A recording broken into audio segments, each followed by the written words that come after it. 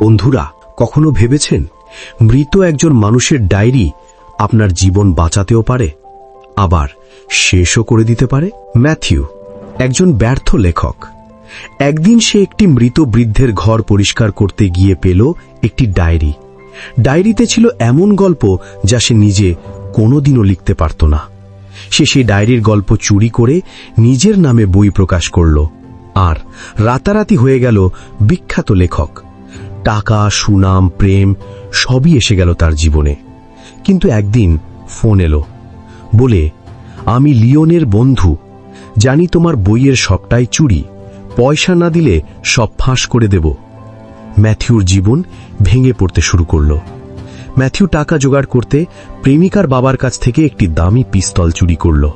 কিন্তু ঠিক তখনই তার প্রেমিকার বন্ধু স্ট্যান সব বুঝে যায়।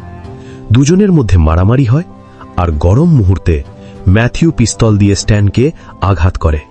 স্ট্যান ঘটনাস্থলেই মারা যায়। ম্যাথিউ বুঝতে পারে, একটি ডায়েরি চুরি করে সে শুধু নাম যশ পায়নি, সে কিনে ফেলেছে একটি অভিশাপ।